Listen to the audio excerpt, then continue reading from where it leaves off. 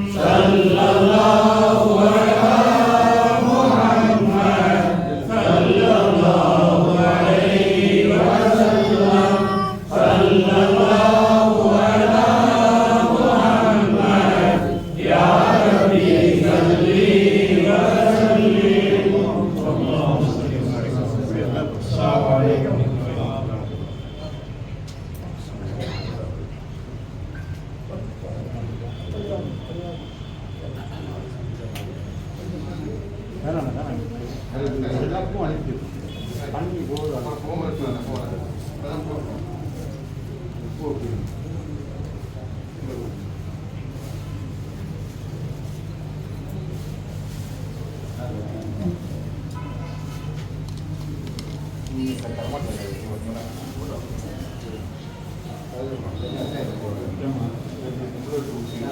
ஆடு பண்ண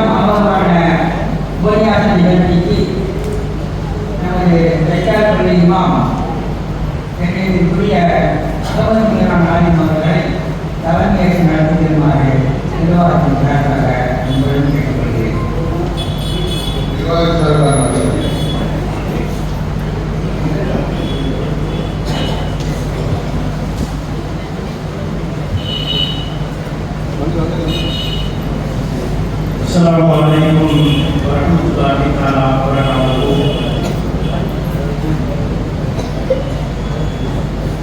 Selamat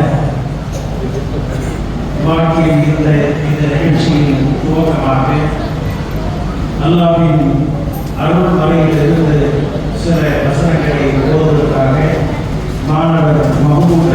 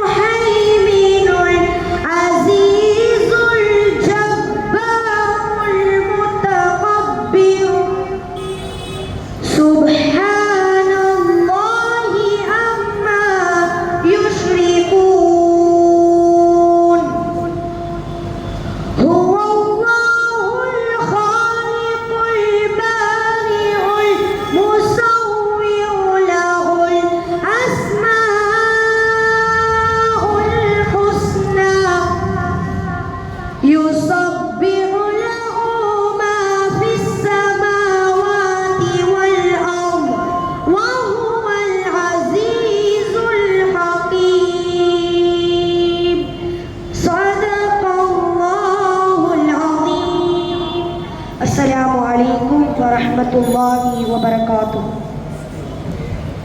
கிராத் ஓதிய மாணவருக்கு ஜஸாக்கல்லா ஹைரன் கசீரா.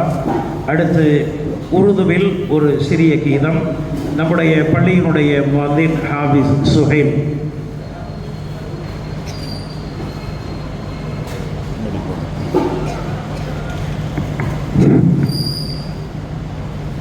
السلام عليكم ورحمة الله وبركاته. ابھی ننا سا پودا ہے، ابھی ننا سا پودا ہے، بڑے ہوگا تو پل دے گا. ابھی ننا سا پودا ہے، بڑے ہوگا تو پل دے گا. ہمارے ملک کا بچہ، ہمارے ملک کا بچہ ہوا کا رخ بدلتا ہے. ہمارے ملک کا بچہ، ہمارے ملک کا بچہ ہوا کا رخ بدلتا ہے. ابھی ننا سا پودا ہے، بڑے ہوگا تو پل دے گا. جو نبی سے میرے آشنا ہو گیا، جو نبی سے میرے آشنا ہو گیا، اس کا دل آئینہ آئینہ ہو گیا. کہہ رہا ہے خدا خود یہ قرآن میں، کہہ رہا ہے خدا خود یہ قرآن میں، جو تمہارا نہیں وہ ہمارا نہیں. جب کہ پیدا ہوئے تھے ہمارے نبی، امتی امتی امتی امتی جب ستانے لگے کافروں مشرقین، جب ستانے لگے کافروں مشرقین، حق تعالی نے فرمایا اے صاحدی، حق تعالی نے فرمایا اے صاحدی، جو تمہارا نہیں وہ ہمارا نہیں. میرے خدا میرے آنکھوں کے زندگی کے لیے مجھے دکھا دے مدینے بس ایک گھڑی کے لیے. کہ میرا دل تڑپ رہا ہے، میرا جل رہا ہے حسینہ، یہ دوا وہی ملے گی مجھے لے چلو مدینہ. مدینے میں جا کے بس ایک زبان پہ کہہ دینا، میرے خدا میرے آنکھوں کے زندگی کے لیے. اخبار تو پڑھتے ہو، قرآن نہیں پڑھتے، قرآن نہیں پڑھتے، عنوان تو کرتے ہیں. میرے خدا مجھے واپس دکھا دے مدینے. السلام علیکم.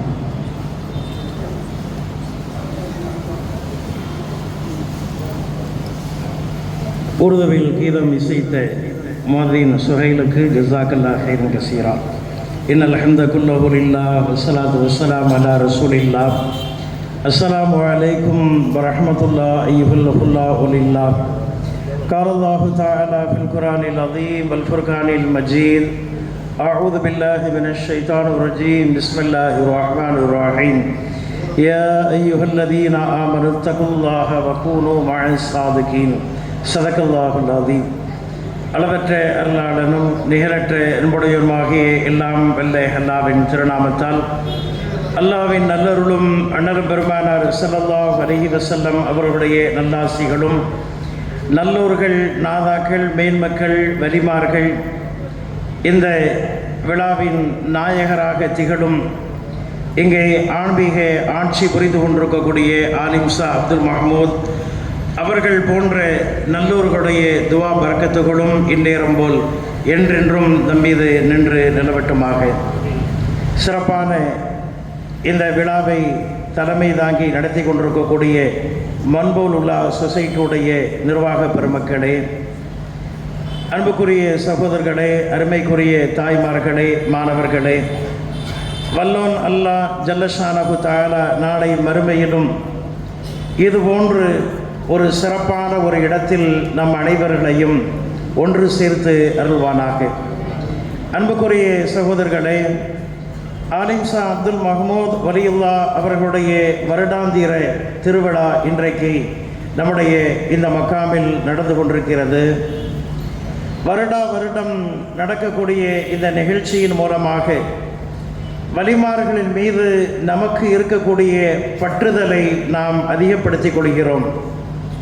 அதன் மூலமாக நம்முடைய ஈமானுக்கு நாம் ஒரு மிகப்பெரிய ஒரு பலத்தை தருகின்றோம், மெருகேற்றிக் கொள்கின்றோம். ஏனென்று சொன்னால் அல்லாஹ் ஜல்லஷானஹு தஆலா குர்ஆனிலே சொல்கிறான், யா அய்யுஹல்லதீன ஆமனு தகுல்லாஹ வகூனு மஅஸ் ஸாதிகீன். ஈமான் கொண்டவர்களே, இத்தகுல்லாஹ, நீங்கள் அல்லாஹ்வை அஞ்சிக் கொள்ளுங்கள், வகூனு மஅஸ் ஸாதிகீன், நல்லவர்களோடு நீங்கள் வீற்றிருங்கள் என்று குர்ஆனிலே அல்லாஹ் சொல்லுகின்றான். அல்லாஹ்வுடைய தக்வாவை நம்முடைய உள்ளத்திலே நாம் ஏந்த வேண்டுமானால் அதற்கு நல்லோர்களுடைய சவகாசம் மிக மிக அவசியம் என்பதை இந்த ஆயத்தில் அல்லாஹ் தெள்ளத் தெளிவாக நமக்கெல்லாம் எடுத்துரைக்கின்றான். ஆலிம் சாஹிப் அப்பா அவர்கள் போன்ற வலிமார்களின் மீது முஹப்பத்து கொண்டு இது போன்ற நிகழ்ச்சிகளை நாம் நடத்துவதில் பலவிதமான பிரயோஜனங்கள் நமக்கு இருந்தாலும் கூட நான் இந்த நேரத்தில் கோடிட்டு காட்ட விரும்புவது ஒன்றுதான். நிறைய இதன் மூலமாக நமக்கு பலன் இருக்கிறது. இங்கே நான் ஒரே ஒரு விஷயத்தை மட்டும் கோடிட்டு காட்டுகின்றேன். வலிமார்களை பற்றிய அந்த வரலாறு இது போன்ற மஜ்லிஸின் மூலமாக மீண்டும் மீண்டும் எடுத்துரைக்கப்படுகிறது. அதன் மூலமாக நம்முடைய அடுத்த ஜெனரேஷனுக்கு வலிமார்கள் என்றால் யார், ஈமான் என்றால் என்ன, இஸ்லாம் என்றால் என்ன, தரீக்காக்கள் என்றால் என்ன, இந்த இஸ்லாத்தை நம் வரையிலும் கொண்டு வந்து சேர்த்தவர்கள் யார் என்கின்ற வரலாற்று பின்னணிகளை எல்லாம் நம்முடைய அடுத்த ஜெனரேஷனுக்கு கொண்டு போய் சேர்க்கக்கூடிய மிகப்பெரிய ஒரு வாய்ப்பாக இந்த நிகழ்ச்சியை நாம் காணுகின்றோம். இடையிலே ஒரு ஜெனரேஷன் கேப் ஒன்று ஏற்பட்டிருக்கிறது. முன்பெல்லாம் ஒரு காலத்திலே, இந்த காலத்திலும் கூட மௌலிது மஜ்லிஸ் நடைபெறுகிறது என்று சொன்னால் பெரிய பெரிய அப்பாமார்கள் தான், வயதில் மூத்தவர்கள் மட்டும்தான் வருவார்கள். இளைஞர்கள் அங்கே மிஸ்ஸிங். ஏனென்று சொன்னால் நம்முடைய முந்தைய காலத்தில் சிறிய பிள்ளைகளாக நம்முடைய இளைஞர்கள் இருக்கின்ற பொழுது அவர்களை இந்த தடத்திலே கொண்டு வந்து தடம் பதிப்பதற்கு நாம் மறந்துவிட்டோம். எனவே இன்றைக்கு ஒரு ஜெனரேஷன் கேப் ஏற்பட்டிருக்கிறது. இன்றைக்கு மௌலிது மஜ்லிஸ் நடைபெறுகிறது என்றால் வயோதிகர்கள் வந்துடுவார்கள். இப்போதைய காலத்திலே சிறுவர்கள் வருகின்றார்கள், இளைஞர்கள் அங்கே இல்லை. காரணம் என்னவென்றால் அந்த இளைஞர்களுக்கு மார்க்கத்தை தெள்ளத் தெளிவாக எடுத்துரைப்பதில் ஒரு கேப் ஏற்பட்டிருப்பது வருந்தத்தக்க ஒரு விஷயம். நேற்று நம்முடைய பள்ளியில் மௌலிது மஜ்லிஸுடைய இறுதி நாளாகிய அன்று மௌலிதில் ஆர்வத்தோடு கலந்து கொண்ட சிறுவர்களுக்கு பரிசுகளை கொடுத்தோம். ஓத தெரியாவிட்டாலும் கூட அந்த மஜ்லிஸுக்கு தினமும் வந்த அந்த சிறிய பிள்ளைகளுக்கு ஊக்கப்படுத்துவதற்காக பரிசுகளை கொடுத்தோம். காரணம் என்னவென்றால் அவர்கள் நாளைய சமுதாயத்திலே அவர்கள்தான் இது போன்ற நிகழ்ச்சியை நடத்த இருப்பவர்கள். எனவே அவர்கள் கைகளிலே நிர்வாகங்கள் ஒப்படைக்கப்படுகின்ற பொழுது அவர்கள் இந்த சமுதாயத்தினுடைய தூண்களாக அவர்கள் விளங்குகின்ற பொழுது அவர்கள் நாம் தடம் பதித்த அதே வழியில் சென்றுதான் அவர்களும் அதனை நடத்த வேண்டும் என்பதற்காக ஆர்வப்படுத்துவதற்காக அப்படிப்பட்ட ஒரு நிகழ்ச்சியை நாம் நடத்தினோம். அன்புக்குரிய சகோதரர்களே, இந்த ஒரு நல்ல பரக்கத்தான நிகழ்ச்சியின் மூலமாக வலிமார்களுடைய முகப்பத்தை நாம் வெளிப்படுத்தக்கூடிய நிகழ்ச்சியின் மூலமாக உங்களுக்கெல்லாம் நான் ஒன்றை மட்டும் நான் சொல்லிக்கொள்வேன். நம்முடைய பிள்ளைகளுக்கு வலிமார்களுடைய நேசத்தை நீங்கள் படித்து கொடுங்கள். ஏதாவது ஒரு தரிகாவுடைய தொடர்பில் அந்த பிள்ளைகளை நீங்கள் நிர்பந்தமாக இணைத்து விடுங்கள். இல்லை என்று சொன்னால் நாம் மரணித்த பின்னர் நமக்கு துவா செய்வதற்கு எந்த நாதியும் இல்லாமல் போய்விடக்கூடிய ஒரு அபாயம் ஏற்பட்டுவிடும். எனவே நமக்கு பின்னர் நம்முடைய பிள்ளைகள் நமக்கு துவா உத வேண்டுமானால், நமக்காக அவர்கள் துவா செய்ய வேண்டுமானால், இன்றைக்கு அவர்களை ஆன்மீகத்தோடு இணைத்து வைக்கக்கூடிய ஒரு நிர்பந்தமான ஒரு காலகட்டத்தில் இருக்கின்றோம். அவர்களுக்கு நல்ல புரிதலை ஏற்படுத்தக்கூடிய நிகழ்ச்சியாக இந்த நிகழ்ச்சி இருப்பதையினால் இந்த நிகழ்ச்சியில் நம்முடைய பிள்ளைகளை அதிகமான நாம் தொடர்பு கொள்ள செய்ய வேண்டும். எல்லாமல்ல அல்லாஹ் ஜல்லஷானஹு தஆலா நம்முடைய வருங்காலத்தையும் இதுபோன்று சிறப்பு மிகுந்த காலமாக ஆக்கி வைப்பானாக. வலிமார்களுடைய சிறப்புகளை இங்கே உணர்த்துவதற்காகவும் ஆலிம்சா அப்துல் மஹமூத் போன்கின்ற நல்லோர்களுடைய வரலாற்றை நமக்கு ஞாபகப்படுத்துவதற்காகவும் கும்பகோணம் ஜாமியா இலாஹியா அரபிக் கல்லூரியுடைய பேராசிரியர் கண்ணியத்துக்குரிய மௌலானா மௌலவி அல் ஹாஜ் எஸ் அப்துல் லதீப் பாகவி ஹசரத் அவர்கள் ஒரு நல்ல பேச்சாளர். தமிழ்நாடு முழுவதிலும் தன்னுடைய பேச்சுக்களால் மார்க்கத்தை பரப்பி வரக்கூடியவர்கள். அவர்களை உங்கள் சார்பாக இந்த நிகழ்ச்சியிலே பேசுவதற்கு நான் அழைக்கின்றேன். இன்ஷா அல்லாஹ் இஷா பாங்கு சொல்லப்பட்ட பின் இஷா தொழுகை வழமையான நேரத்திலிருந்து 1/4 மணி நேரம் தாமதமாக நடைபெறும். ஹசரத் அவர்களுடைய நீண்ட நெடிய சொற்பொழிவை நாம் ஆழ்ந்து கேட்க வேண்டும் என்பதற்காக இஷா தொழுகை தாமதமாக வைக்கப்பட்டிருக்கிறது. உங்கள் சார்பாக ஹசரத் அவர்களை இங்கே பேசுவதற்காக நான் அழைக்கின்றேன். அஸ்ஸலாமு அலைக்கும்.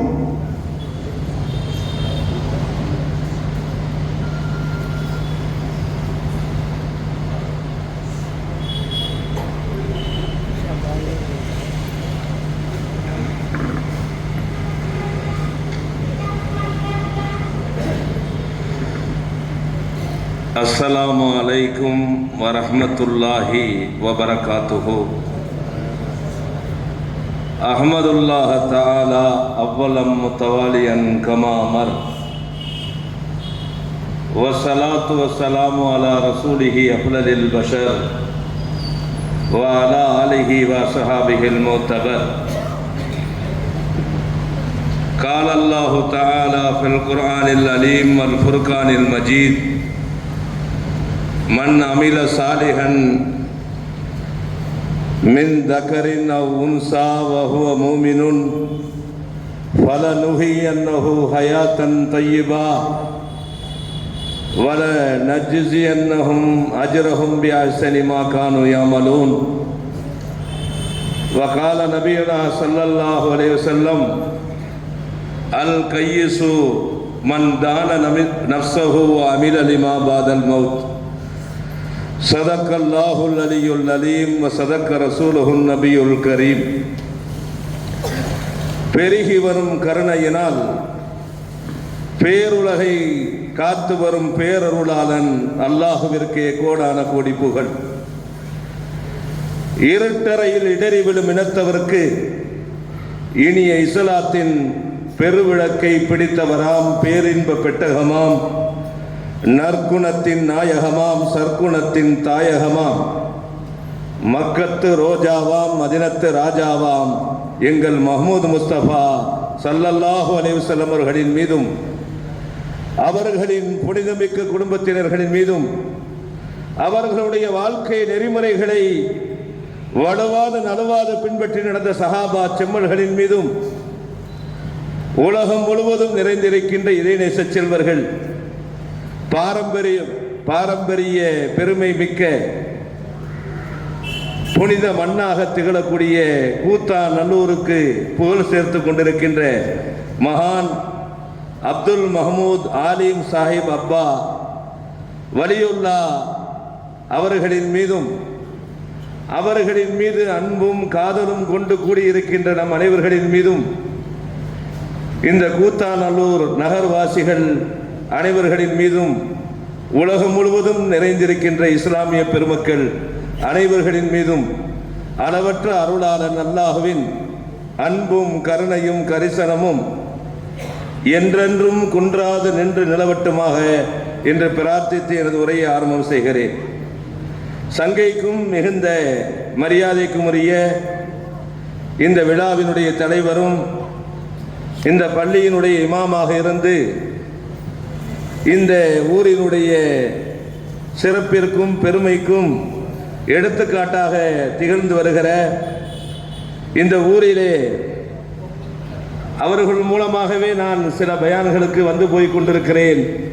இதற்கு முன்பும் சில நிகழ்ச்சிகளிலே அவர்கள் என்னை அழைத்து பேச வைத்து பெருமைப்படுத்தியவர்கள். சங்கைக்குரிய விழாவினுடைய தலைவர் அவர்களே, இந்த தைக்கால் பள்ளிவாசனுடைய சங்கை மிக்க நிர்வாக பெருமக்களே, அருமையான ஜமாத்தார்களே, அன்பு தாய்மார்களே, அருமையான இளவல்களே, மழலை செல்வங்களே, மாணவி ஸல்லல்லாஹு அலைஹி வஸல்லத்தின் வாரிசுகளே, சங்கை மிக்க உலமா பெருமக்களே, அல்லாஹ்வினுடைய பேரன்புக்கு சொந்தக்காரர்களே, இறை நேசர்களின் நேசத்தை பெற்றவர்களே, அல்லாஹ்வுடைய பெரும் கருணையினால் ஒரு இறை நேசருக்காக எடுக்கப்பட்டு கொண்டிருக்கக்கூடிய வருடாந்திர ஃபாத்திஹா நிகழ்வில் நாமெல்லாம் இங்கே பெரும் திரளாக கூடியிருக்கிறோம். பொதுவாக தர்கா சார்ந்த நிகழ்வுகளில் இவ்வளவு பெரிய கூட்டங்கள் கூடுவது என்பது அண்மை காலமாக குறைந்து விட்டிருக்கிற ஒரு சூழலில் கூத்தாநல்லூர் தனது பாரம்பரிய பெருமையை இன்னும் தக்க வைத்துக் கொண்டிருக்கிறது என்பதை நான் இப்பொழுது கண்டுகொண்டிருக்கிற இந்த காட்சி நிரூபித்துக் கொண்டிருக்கிறது. இறை நேசர்களின் மீது அவர்கள் கொண்டிருக்கின்ற இணையற்ற அன்பை அவர்கள் கூடியிருக்கின்ற விதமும், இங்கே அடக்கத்தோடும் பணிவோடும் அமர்ந்து மகானவர்களுடைய முற்றத்திலே அவர்களை பற்றிய செய்திகளை கேட்பதற்காக நாம் அமர்ந்திருக்கின்ற அந்த பாங்கு என்னை நெகிழச் செய்கிறது. அல்லாஹு தஆலா மேலும் மேலும் இறை நேசர்களின் நெருக்கத்தை பெற்று அதன் ஊடாக அல்லாஹ்வின் நெருக்கத்தை பெற்ற நன்மக்கள் கூட்டத்தில் அல்லாஹ் நம் அனைவரையும் உட்படுத்துவானாக. அன்பிற்குரியவர்களே, வழிமார்கள் யார், அவர்களுடைய மகத்துவம் என்ன என்று நாம் பார்க்கின்ற போது குர்ஆனிலே பல்வேறு வசனங்களிலே அவர்களை பற்றிய விளக்கங்கள் சொல்லப்படுகிறது. அல்லதீன ஆமனு வ கானு யத்தகூன், அவர்கள் ஈமான் கொண்டவர்கள், இறையச்சம் கொண்டவர்கள் என்று அல்லாஹ் சொல்கிறான். அலா இன்ன அவுலியா அல்லாஹி லா கௌஃபுன் அலைஹிம் வ லா ஹும் யஹ்ஸனூன், நிச்சயமாக அல்லாஹ்வுடைய நேசர்களுக்கு மறுமையில் நடக்கக்கூடிய நிகழ்வுகள் குறித்து எந்த பயமும் இருக்காது. வலாஹும் யஹ்ஸனூன், துனியாவில் நடந்த எந்த நடப்புக்காக வேண்டி அவர்கள் கவலைப்படவும் மாட்டார்கள். லஹுமுல் புஸ்ரா ஃபில் ஹயாத்தித் துன்யா வ ஃபில் ஆகிரா, அவர்களுக்கு உலக வாழ்க்கையிலும் சோபனம் உண்டாகட்டுமாக, சோபனம் உண்டாகிறது, மறுமை வாழ்விலும் அவர்கள் வாழ்த்தை பெறுகிறார்கள். அவர்கள் இறைவனுடைய சுப செய்தியை பெற்றவர்களாக திகழ்கிறார்கள் என்பதை அல்லாஹு தஆலா அருள்மறை திருக்குர்ஆனிலே சொல்லி காட்டுகிறான். அன்பிற்குரியவர்களே, வழிமார்கள் என்று ஒரு இனம் இருக்கிறதா? அது எப்படி தெரிய முடியும் ஒருவர் அல்லாஹ்வுடைய நேசர் என்பதை? என்றெல்லாம் பிரச்சாரங்கள் செய்து வலியுல்லாவை நாம் எப்படி கண்டுபிடிக்க முடியும்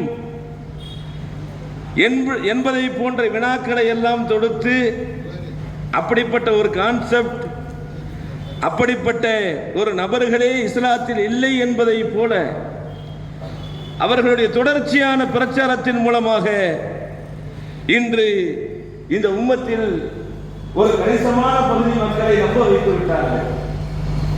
சில மாத்திரைகள் போட்டால் சிலருக்கு அலர்ஜி ஏற்பட்டுவிடும்.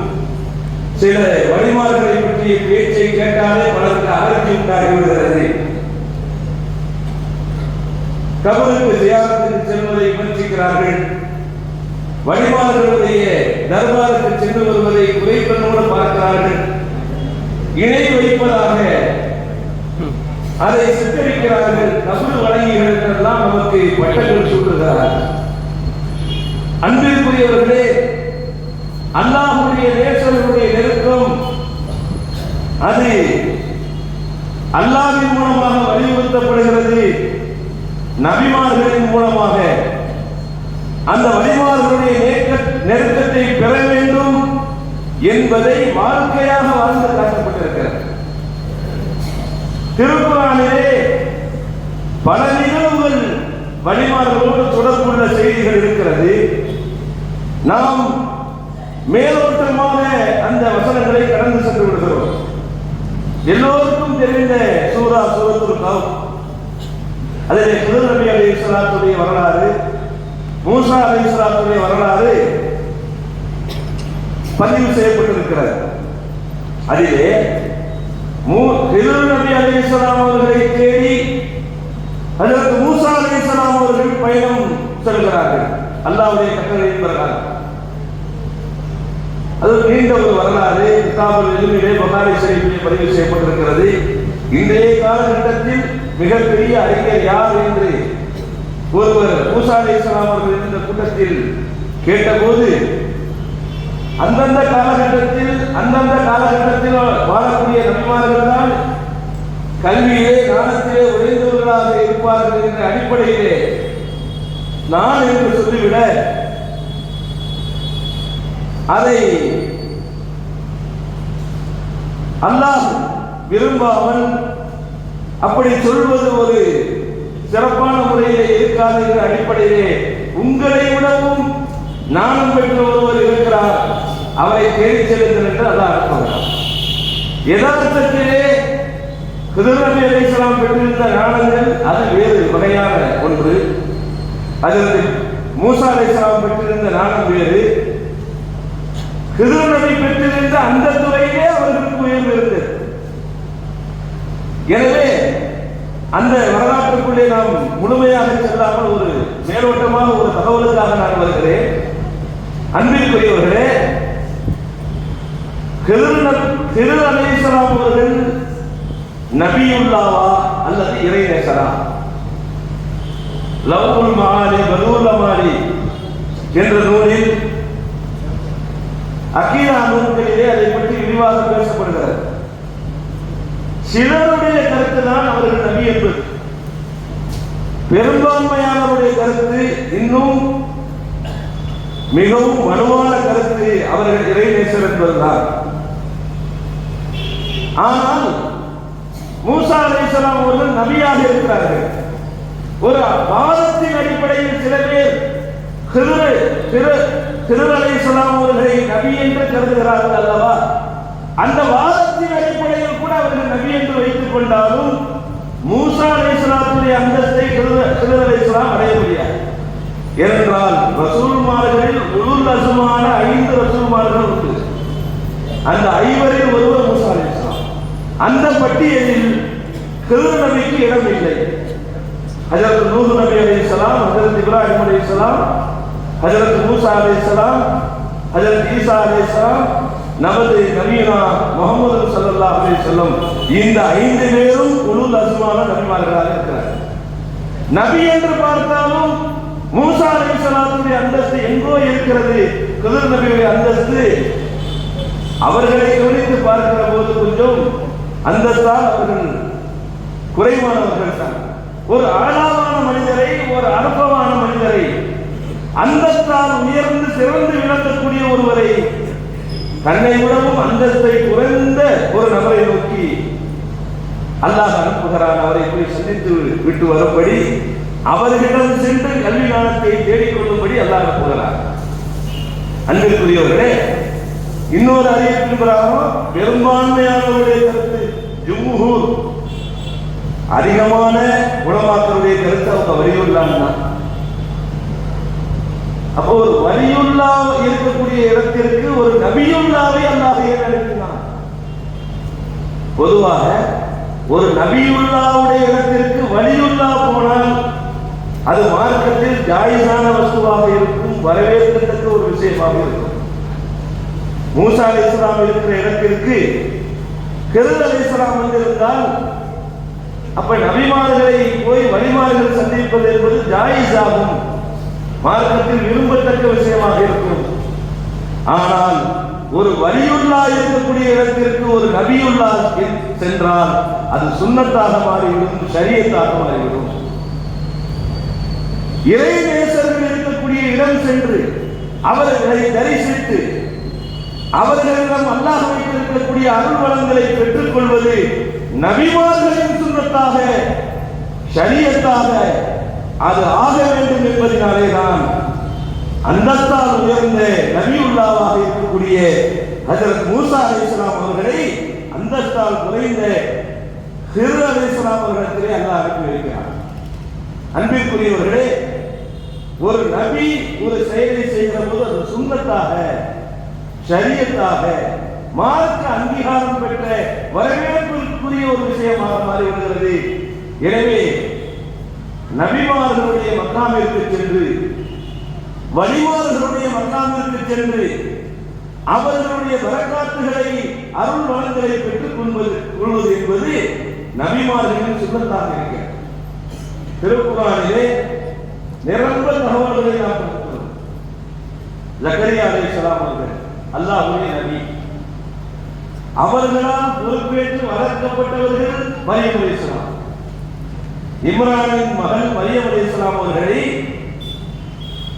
ஜக்கரியா நபி அலைஹிஸ்ஸலாம் அவர்கள் பொறுப்பேற்று வளர்க்கிறார்கள். அப்படி வளர்க்கிற அந்த நேரத்திலே குல்லமா தகல அலைஹா ஜக்கரியா மிஹ்ராப வஜத இந்தஹா ரிஸ்கன், ஜக்கரியா நபி அலைஹிஸ்ஸலாம் அவர்கள் மரியம் அலைஹிஸ்ஸலாம் அவர்கள் இருக்கின்ற அறைக்குள் செல்கிற போதெல்லாம் ஏதோ ஒரு வகையான ரிஸ்கை பெற்றுக் கொண்டார்கள். ரிஸ்கன் நக்கீராவா சொல்லப்பட்டிருக்கு. தஃசீர்கள்ல அந்த காலத்தில் அந்த சீசனில் கிடைக்காத பழங்களை அவர்கள் உண்டு கொண்டிருக்கிறார்கள். அண்ணாதக்கிஹாரா, இது எப்படிமா உனக்கு உள்ள இங்கே கிடைச்சிச்சுன்னு கேட்கிறார். ஏன்னா முழுமையாக ஜக்கரியா நபி அலைஹிஸ்ஸலாத்துடைய முழு பொறுப்பில், அவருடைய பாதுகாப்பில் அவர்களுக்கு தெரியாமல் யாரும் உள்ளே பிரவேசிக்க முடியாது என்பது என்கிற அளவிற்கு ஒரு பாதுகாப்பு கோட்டையாக இருந்த ஒரு அறைக்குள் அந்த சீசனிலே பெற்றுக் கொள்ளப்படாத கனிகள் இருக்கிறது. அதை பார்த்து கேட்டார்கள், இது எங்கிருந்து வந்தது? உடனே சொன்னார்கள், உருவாக்கி நின்றில்லா, இது அல்லாஹ்வுடைய புறத்தில் இருந்து எனக்கு வந்தது. அல்லாஹ்வுடைய புறத்தில் இருந்து துனியாவில் வாழ்கிற போதே ரிஸ்கை பெறக்கூடிய அந்த வாய்ப்பையும் வசதியும் பெற்றவர்கள் வலிமார்கள் தான். எனவே நம்மால் வளர்க்கப்படக்கூடிய இந்த பெண்மணி நமது அன்பு மகளார் மரியம் அலைஹிஸ்ஸலாம் அவர்கள் சாதாரண தரத்தில் உள்ளவர்கள் அல்ல, அல்லாஹ்வுடைய விசேஷமான அருளை பெற்றவர்கள். அவர்கள் ஒரு வலியாவாக, இறைநேச செல்வியாக திகழ்ந்து கொண்டிருக்கிறார்கள் என்பதை கண்கூடாக அவர்களுக்கு இறங்கிய உணவின் மூலமாக புரிந்து கொண்ட ஹஜ்ரத் ஜக்கரியா அலைஹிஸ்ஸலாம் அடுத்த குர்ஆனில் குனாலிக தஆ ஜக்கரியா ரப்பஹு, அந்த இடத்திலிருந்து ஜக்கரியா அலைஹிஸ்ஸலாம் தன்னுடைய ரப்பிடத்திலே துஆ செய்தார்கள், ரப்பி ஹப்லி மினஸ் சாலிஹீன், யா அல்லாஹ் எனக்கு சாலிஹான குழந்தைகளை கொடுப்பாய். அது வரைக்கும் அவங்களுக்கு குழந்தை இல்லை. இப்ப அவங்க துஆ கேட்கும் போது முதுமையை அடைஞ்சிட்டாங்க. குழந்தை சாதாரணமா பெற்றுக்கொள்ளக்கூடிய வயசு இல்லை. அவங்க மனைவிக்கும் வயது முதிர்வாகிவிட்டது. இருந்தாலும் அவங்களுக்கு ஆதாரமாக இருந்தது. இந்த படம் கிடைக்கக்கூடிய சீசன் அல்ல இது. அந்த சீசன் அல்லாத காலத்துல வேறொரு சீசனில் உள்ள படத்தை இறைநேசர்களுக்கு அல்லாஹ் தனிப்பெரும் கருணையினால் கொடுக்க முடியும் என்கிற போது, குழந்தை பெற்றுக்கொள்ளும் வயதில்லாத இந்த நேரத்திலும், இந்த சீசனிலும், இந்த பருவத்திலும் அல்லாஹ் எனக்கு குழந்தை கொடுப்பான் என்ற நம்பிக்கை அவர்களுக்கு வருகிறது. எனவே மகான்கள், நாம பாருங்க, இறைநேசர், அவங்க அல்லாஹ்வுடைய திருத்தூதர், அவங்களுடைய பவர் என்ன? நேரடியாக அல்லாஹ் கேட்டிருக்கலாம். நபிமார்களுடைய வாழ்க்கையில் அல்லாஹ் அந்த செய்தியை குர்ஆன்ல பதிவு செய்து டைரக்டா கேட்கிறதும் கூடும். உதுஊனி அஸ்தஜிபு லக்கும், நீங்க துஆ செய்யுங்க நான் பதிலளிக்கிறேன். ஆனா வழிமார்களை வசீலாவாக வைத்து கேட்கக்கூடிய துஆ உடனடியாக அங்கீகரிக்கப்படும். வழிமார்கள் உடைய மக்காவில் இருந்து கேட்கப்படக்கூடிய துஆ அல்லாஹ்வினால் உடனடியாக அங்கீகரிக்கப்படும். எனவே வழிமார்களை வசீலாவாக வைக்க வேண்டும். அவர்கள் இருக்கக்கூடிய இடம் அருள் நிறைந்தது, அல்லாஹ்வுடைய அருள் இறங்கக்கூடிய இடம். அங்கிருந்து கேட்கக்கூடிய துஆ கபூலாகும் என்பதை உலக மக்களுக்கு எடுத்து காட்டுவதற்காகத்தான் அல்லாஹ் தஆலா இந்த நிகழ்வை இருக்கிறார். அங்கனே குணாலிக்க தாசகரியா ரப்பஹு, அங்கனே அந்த இடத்திலிருந்தே கேட்டார்கள். அப்படின்னா என்ன அர்த்தம்? ஒரு இறைநேச செல்வி இருக்கிற இடத்திலே கேட்கப்படக்கூடிய துஆ கபூலாகும் என்பதின் அர்த்தம். இந்த இடத்திலிருந்து இருக்கிற போது சில ஹதீஸ்கள் எனக்கு நினைவுக்கு வருகிறது. நபிகள் நாயகம் ஸல்லல்லாஹு அலைஹி வஸல்லம் அவர்கள் சொன்னார்கள், நீங்கள் இரவு நேரத்திலே நாய்கள் குரைக்கிற சப்தத்தை கேட்டாலோ, இதா சமயத்தும் நிபாஹத் கிலாபி வ அஸ்வாத்தல் ஹிமாரி, கழுதை சத்தம் போடுவதை நீங்கள் கேட்டாலோ, நாய்கள் குரைக்கிற சத்தத்தை கேட்டாலோ, ஃபஸ்தஈஸ் பில்லாஹி மினஷ் ஷைத்தானிர் ரஜீம், துரத்தப்பட்ட சைத்தானை விட்டு அல்லாஹ்விடத்திலே நீங்கள் பாதுகாப்பு தேடுங்கள். அதே போல இதா சமயத்தும் அஸ்வாத்த தீக்கத்தி, சேவல் கூவுகிற சத்தத்தை நீங்கள் கேட்டால், ஃபஸலுல்லாஹ தஆலா மின் ஃபضலிஹி, அல்லாஹ்விடத்திலே அவனுடைய அருளை கேட்டு பெறுங்கள் என்று நபிகள் நாயகம் ஸல்லல்லாஹு அலைஹி வஸல்லம் சொல்கிறார். நாய் குரைச்சாலோ கழுதை கத்தினாலோ சைத்தானை விட்டு பாதுகாப்பு தேடுங்க. அதுக்கு காரணத்தை ரசூலுல்லாஹ் சொல்றாங்க, அப்ப இன்னாலா ரஅத் சைத்தானன், அது சைத்தானை பார்க்கிறது. நாய் கத்துதுன்னா நைட் நேரம் பார்த்தா யாரையோ பார்த்து யாருமே இருக்க மாட்டாங்க. சைத்தான்கள் நாய்களுடைய கண்களுக்கு தெரியும். இப்போ சைத்தான் வந்துதான் அர்த்தம், உடனே சைத்தானை விட்டு பாதுகாப்பு தேடுங்க.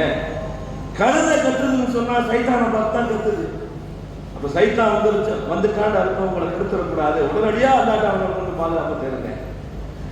ஆனா இதா சமீத்தும் அஸ்வாத்த தீக்கத்தி, காலையில் சுபஹ் நேரத்துல சேவல் கூவுகிற சத்தத்தை கேட்டால், ஃபஸலுல்லாஹ தஆலா மின் ஃபضலிஹி, அல்லாஹ்விடத்திலே அவருடைய அருளை கேட்டுப் பெறுங்கள். ஃபஇன்னஹா ரஅத் மலக்கன், ஏன் தெரியுமா? அந்த சேவல்கள் மலக்கை பார்க்கிறது என்று மாணவி ஸல்லல்லாஹு அலைஹி வஸல்லம் சொன்னார். இப்ப மலக்குங்கிறது யாருங்க? அல்லாஹ்வுடைய நேசர், இறை தொடர்பில் உள்ளவர்கள், அல்லாஹ்வை எப்பொழுதும் துதித்துக் கொண்டிருப்பவர்கள். லா யஸூன அல்லாஹ அமரஹும், அல்லாஹ்வுக்கு எப்பொழுதும் மாறு செய்யாதவர்கள். அப்ப இறை நேசத்தை பெற்ற மலக்குமார்கள் இருக்கக்கூடிய இடத்தில் கேட்கக்கூடிய துஆ கபூலாகும். எனவே அல்லாஹ்விடத்தில் அவருடைய அருளை கேளுங்க. அப்ப என்ன அர்த்தம்? ஒரு மலக்க வசீலா வச்சு துஆ செய்கிறது, ஒரு வலியுல்லாஹ் வசீலா வச்சு துஆ செய்வது என்பது இஸ்லாம் நமக்கு காட்டி கொடுத்திருக்கின்ற பாரம்பரிய ஷரியத் ரீதியான ஒரு சுன்னத்தான வழிமுறை என்பதை நாம் விளக்க வேண்டும். இந்த சுன்னத்துகள் எல்லாம் விதத்தாக ஆக்கப்பட்டது, விதத்துகள் எல்லாம் சுன்னத்தாக்கப்பட்டு விட்ட காலத்திலே நாம் புரிந்து கொள்ள வேண்டும். அன்பிற்குரியவர்களே, நம்ம பல்வேறு நிகழ்வுகளை குர்ஆன் ஷரீஃபின் வழியாக நாம் பார்க்கிறோம். பாருங்க, ஹஜ்ரத் யூசுப் அலைஹிஸ்ஸலாத்துடைய வாழ்க்கை வரலாற்றை அல்லாஹ் குர்ஆன்ல சொல்றான்.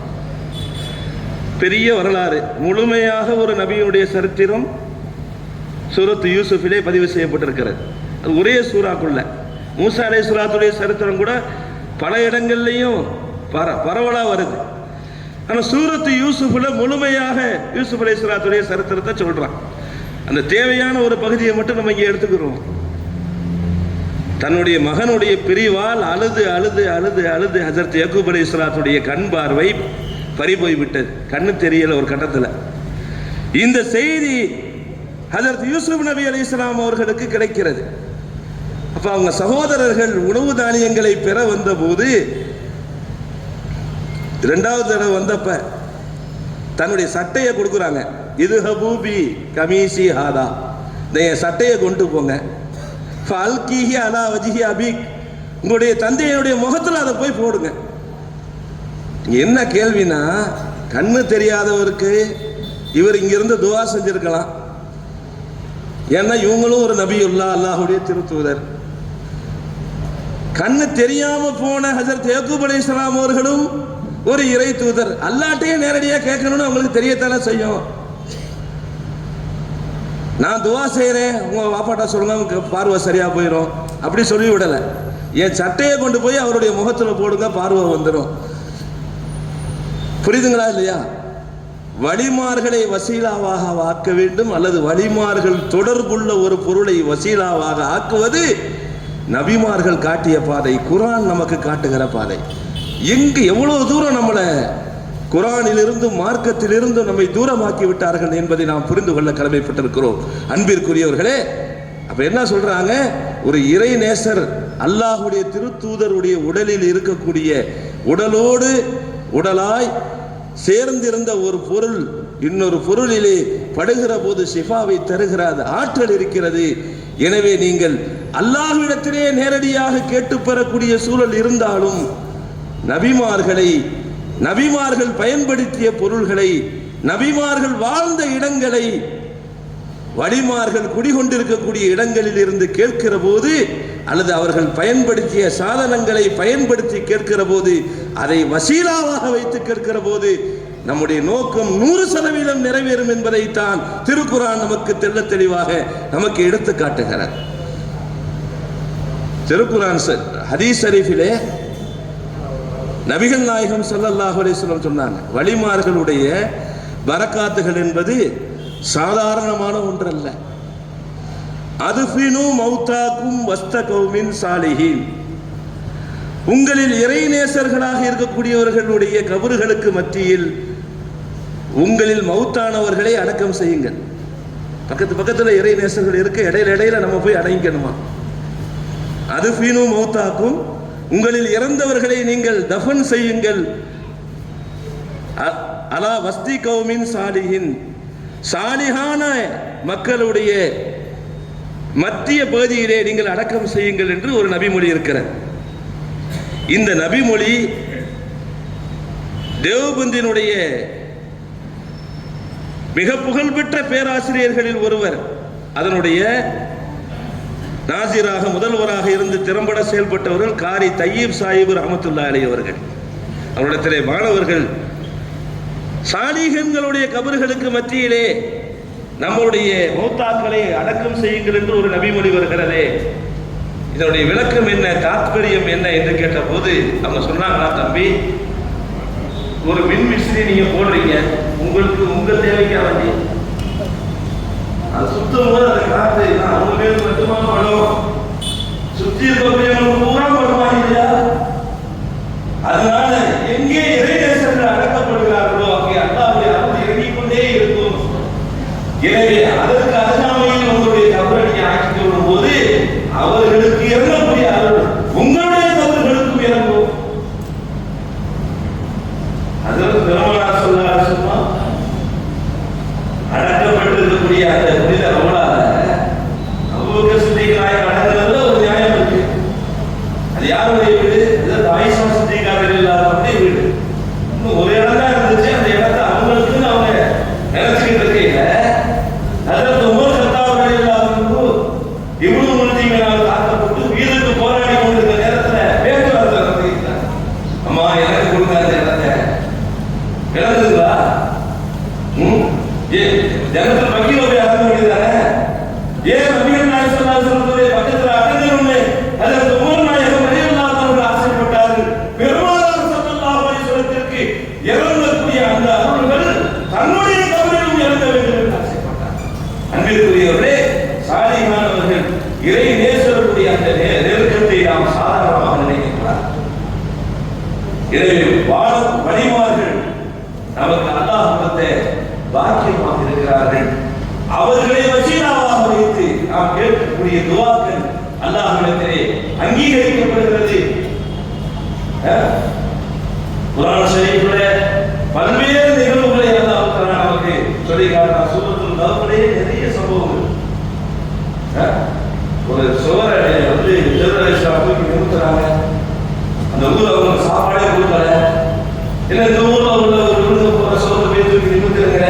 அப்படின்னு சொல்லி கேட்டப்ப ஒரு நாள் அபூர்வமா சாலிஹா அந்த அந்த 2 குழந்தைகளுடைய பெற்றோர்கள் தந்தை அவர் சாலிஹான மனிதராக இருந்தார். அல்லாஹ்வுடைய கருணை பெற்றோர்கள் சாலிஹானவர்களாக இருந்தால் பிள்ளைகளுக்கும் கிடைக்கிறது. பிள்ளைகள் சாலிஹானவர்களாக இருந்தால் அதனுடைய கருணை பெற்றோர்களுக்கு கிடைக்காது. அதான் இமாம் சொன்னார், இதா மாத்தல் இன்சானு இன்கத அமலுஹு, ஒரு மனிதர் இறந்து விட்டால் அவருடைய எல்லா செயல்பாடுகளும் துதிக்கப்பட்டு விடுகின்றன. இல்லாமல் சலாத்தின் 3 செயல்களுடைய தொடர்பு கபரிலும் தொடர்கிறது என்றார்கள் நபிகள் ஸல்லல்லாஹு சொன்னார். ஒன்று இல்முன் யன்தஃபு, எவருடைய கல்வியினால் பிறருக்கு பிரயோஜனம் கிடைத்ததோ அந்த கல்வியாளருக்கு அவர் இறந்த பிறகும் அவரால் அவருடைய கல்வியை கொண்டு பணம் பெற்றவர்களிடமிருந்து நன்மைகள் சேர்ந்து கொண்டே இருக்கும். அடுத்து சதகத்தும் ஜாரியத்தும் நீடித்து நிலைத்திருக்கக்கூடிய தர்மம். 3வதாக பெருமானார் ஸல்லல்லாஹு அலைஹி வஸல்லம் அவர்கள் வலதும் சாலிஹும் யதுலஹு, அவருக்காக வேண்டி துஆ செய்யக்கூடிய சாலிஹான குழந்தை என்று பெருமானார் ஸல்லல்லாஹு அலைஹி வஸல்லம் சொல்றார். பெற்றோர்கள் சாலிஹீன்களாக இருந்தால் பிள்ளைகளுக்கு பாதுகாப்பு கிடைக்கும். பிள்ளைகள் சாலிஹீன்களாக இருந்தால் பெற்றோர்களுக்கு பாதுகாப்பு கிடைக்கும். நபிகள் நாயகம் ஸல்லல்லாஹு அலைஹி வஸல்லம் சொன்னார், உம்மத்தி உம்மத்தும் மர்ஹூமத்தும், எனது உம்மத் இருக்கிறதே அது இறைவனால் அருள் பாலிக்கப்பட்ட சமூகமாக இருக்கிறது, ரஹ்மத் செய்யப்பட்ட உம்மத்தாக இருக்கிறது.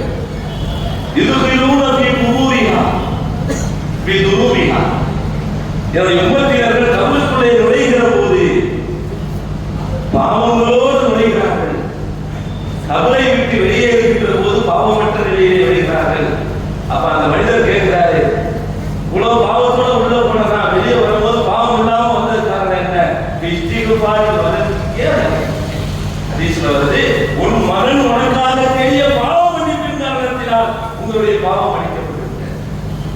அன்பிற்குரியவர்களே, இன்னைக்கு பாத்தியா வருடம் பாத்தியா 40 பாத்தியா 3வது பாத்தியா பாத்தியாங்கிற சொல்றதே பிடிக்காம போச்சு. இவங்க போக்க நம்ம பாத்தியான்னு கேட்கிற அளவுக்கு இருக்கு. அன்பிற்குரியவர்களே, இன்னைக்கு வருடாந்திர பாத்தியா நாம் கொண்டாடுகிறோம் என்று சொன்னால் அதற்காக ஒரு நிகழ்வு வைக்கப்பட்டிருக்கிறது என்று சொன்னால் ஹதீஸ் ஷரீஃப்ல எவ்வளவு தூரம் வலியுறுத்தப்பட்டிருக்குது. நபிகள் நாயகம் ஸல்லல்லாஹு அலைஹி வஸல்லம் சொல்றாங்க, மல் மையத்து ஃபீ கபரிஹி இல்லா கல் கரீகில் முத்ததவ்விசி, கபருக்குள் இருக்கக்கூடிய ஒவ்வொரு மையத்தும் தண்ணீரில் மூழ்கி அபய குரலை எழுப்பிக் கொண்டிருப்பவரை போன்று இருக்கிறார். தண்ணிக்குள்ள மூழ்கி காப்பாற்றாங்க அந்த மாதிரி ஒவ்வொருத்தரும் கட்டிட்டே இருக்காங்க. ஏன்னா அவங்களுக்கு அவ்வளவு நன்மைகள் அது தேவைப்படுது. கபருடைய கஷ்டம், நெருக்கடி, அதோடைய இருண்ட சூழல், மிரட்சி. இங்கே ஒன்று நமக்கு ஏதாவது உடம்பு ஒன்று செய்யணும்னு சொன்னா கூப்பிட்டு நம்ம மனைவியை சொல்ல முடியும், பிள்ளைகளை சொல்ல முடியும், யார்கிட்ட போய் சொல்ல. அதனால கணவன்களின் மூலமா ரசூலுல்லாஹி ஸல்லல்லாஹு அலைஹி வஸல்லம் திடீர்னு அம்மா கனவுல வராங்கன்னா என்ன ஆகும்? ரொம்ப நாளா மறந்துட்டா பாத்தியாவே ஓடல, எனக்கு ஒரு நன்மையை சேர்த்து வைக்கிறது, ஏதாவது ஒரு தர்மம் செஞ்சு நன்மையை சேர்த்து வைக்கின்னு அர்த்தம். முந்திலாம் ஒரு பழக்கத்தை செய்யணும், இது கனவுல வந்துட்டாங்க, உடனே எதிர்த்து ஒரு யாசிரம் வருவாங்க, உடனே யாருக்காவது ஒரு தர்மம் செஞ்சு நன்மையை சேர்த்து வைப்பாங்க. பழக்கம் இல்லாம எங்க அம்மாவோட கனவுல பார்த்தேன், சாதாரண கடந்துட்டு போயிருக்கான். அன்பிற்குரியவர்களே, கனவு மட்டும் இருக்கு, கனவுல வந்து சொன்னாதான் வாய்ப்பு இருக்கே தவிர உள்ள நடக்கிற நிகழ்ச்சியை யாருமே சொல்ல முடியாது. நபிகள் நாயகம் சொல்றாங்க, மன் மையத்து ஃபீ கபரிஹி இல்லா கல் கரீகில் முத்ததவ்விசி, கபரிலே வைக்கப்பட்டிருக்கக்கூடிய ஒவ்வொரு மையத்தும் தண்ணீரிலே மூழ்கி அபய குரலை எழுப்பிக் கொண்டிருப்பவர்களை போன்றிருக்கிறார். எந்தளவு தாவத்தன்பின் நபிகி, அவனது சகோதரனிடமிருந்து அவனுக்கு ஏதாவது ஒரு பிரார்த்தனை வராதா அல்லது ஒரு தர்மம் செய்து அனுப்பப்படாதா என்று அவர் எதிர்பார்க்கிறார். அந்த மையத்தை எதிர்பார்க்கிறது. அப்படி ஏதாவது ஒரு நன்மைகளை சேர்த்து வைக்கிற போது துன்யாவில் உள்ள அனைத்தும் கிடைப்பதை விட அவர்கள் மகிழ்ச்சி அடைகிறார்கள் என்று மாணவி சொன்னார். உண்மையிலே ஒரு மனுஷனுக்கு வாழ்ந்த காலத்தை விட மௌத்தானதுக்கு பிறகு அதிக தேவை.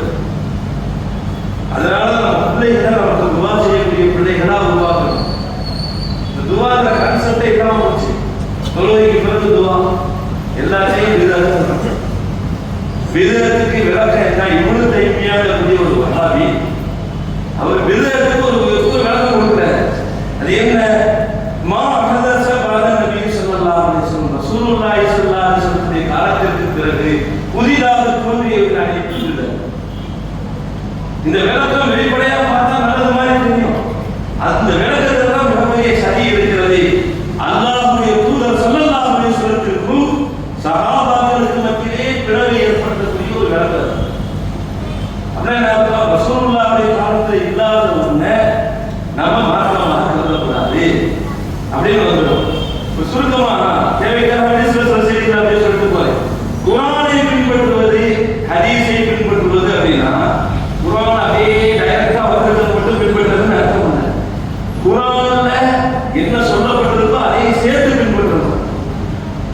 குர்ஆன்ல அல்லாஹ்வையும் ரசூலுக்கு மட்டும்தான் வழிபடுகிறாங்கன்னு சொல்லப்பட்டிருக்கு. 3 பேர் வருதுல, அத்தீஉல்லாஹ வ அத்தீஉ ரசூல வ உலில் அம்ரி மின்கும். அப்ப அல்லாஹ் ரசூலுக்கு அடுத்து இன்னொரு தவறை சட்ட வழிமாறுகள், எதிர்கேசர்கள், கல்வி ஞானம் கொடுக்கப்பட்ட உள்ளூர் இஜத்திஹாத் ஆய்வுத்திறக்கூடிய இமாம்களுடைய கருத்துக்கும் நாம் வழிபட்டு நடக்கணும். அப்ப 3வது இல்லைன்னா என்ன சொல்றோம்? 2 நாள் சொல்ற 2 நாள் முடிச்சிட வேண்டியதான். குர்ஆனை பின்பற்றுதல் என்று சொன்னால் குர்ஆனில் சொல்றதை எல்லாம் பின்பற்றுறது. குர்ஆன்ல சொல்ற என்ன மட்டும் பின்பற்றுறதுன்னு சொன்னாங்க. ஹதீஸ்ல அஸ்ஹாபி கமுஜூம், எனக்கு தோழர்கள் மின்னிலே மின்னுகின்ற நட்சத்திரங்கள். பபி ஐயிஹும் தரைத்தும் என தரைத்தும், அவர்களை நீங்கள் யாரை பின்பற்றினாலும் நேர்வழியை பின்பற்றுவீர்கள் சொன்னார். அலைக்கும் பி சுன்னதி வ சுன்னத்தில் குலஃபாய் ராஷிதீன் அல்-மஹ்தியின், எனது சுன்னத்தையும் பின்பற்றுங்கள், நேர்வழி பெற்ற கலீஃபாக்களுடைய சுன்னத்தையும் பின்பற்றுங்கள். இன்னொன்னு இத்ரத்திங்கிறாங்க, என்னுடைய குடும்பத்தை பற்றி பிடித்துக் கொள்வதற்காக. அப்ப ஹதீஸை பின்பற்றுவது என்று சொன்னால் ஹதீஸில் யாரை பின்பற்ற வேண்டும் என்று சொல்லப்படுகிறதோ அவர்களை பின்பற்ற வேண்டும். அதுதான் ஹதீஸை பின்பற்றுவதாக ஆகும். அன்பிற்குரியவர்களே, அந்த அடிப்படையில் விதத்துக்கு அவர் என்ன அர்த்தம் கொடுக்கிறாரு அப்படின்னா ரசூலுல்லாஹ்வுடைய காலத்தில் இல்லாதது அப்படின்னா என்னெல்லாம் போயிடும். ஜும்மாவுக்கு 2 பாங்கு, அது ரசூலுல்லாஹ்வுடைய காலத்தில் இல்லை. ஹஜ்ரத் உஸ்மானே ரலியல்லாஹு அன்ஹு காலத்துல 2 பாங்கு கொண்டு வரப்படுது. அப்ப இந்த 2 பாங்கு சொல்றது சுன்னத்தான முறையிலே போகுது. அன்பிற்குரிய மார்க்கத்தில் அங்கீகரிக்கும் குலஃபாக்கள் பின்பற்றணும் ரசூலுல்லாஹ் சொல்றாங்க. அடுத்து அதோட முக்கியமானது என்னன்னா ஜம்முல் குர்ஆன். குர்ஆனுக்கு ஒன்று திரட்டப்பட்ட ரசூலுல்லாஹ்வுடைய காலத்துல வஹி இறங்குறது காசிபுல் வஹிகள் எழுதி தனித்தனியா மூலைகள் லைவ் கொடுத்த தோள்கள்ல அப்படியே பதிவு செய்து வச்சிருந்தாங்க. அது ஒன்று திரட்டப்படாது.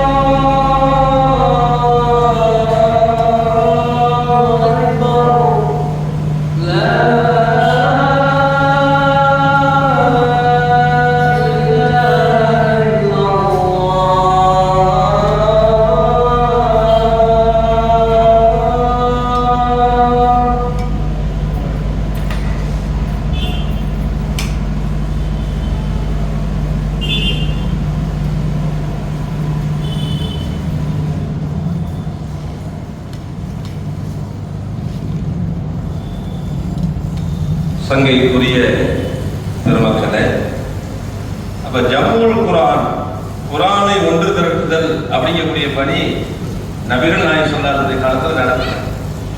இன்னைக்கு ஒவ்வொரு பள்ளிவாசலையும் நூற்றுக்கணக்கான குரான் வச்சிருக்கோம். கோடான கோடி பிரிண்டுகள் அச்சிடப்பட்டு இருக்கு.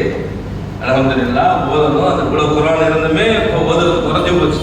அன்பிற்குரியவர்களே, ஆக அந்த குரான் இன்னைக்கு நம்ம ஒன்று திரட்டலை கொடுக்கலன்னு சொன்னா, இன்னைக்கு 1400 ஆண்டுகளுக்கு பிறகும் இந்த நமக்காக இறைவனால் அருளப்பட்ட அந்த திருக்குரான் இன்னைக்கு நம்மிடம் வந்து சேர்ந்திருக்கிறது என்று சொன்னால் சஹாபாக்களுடைய சுன்னத்திலேயாது.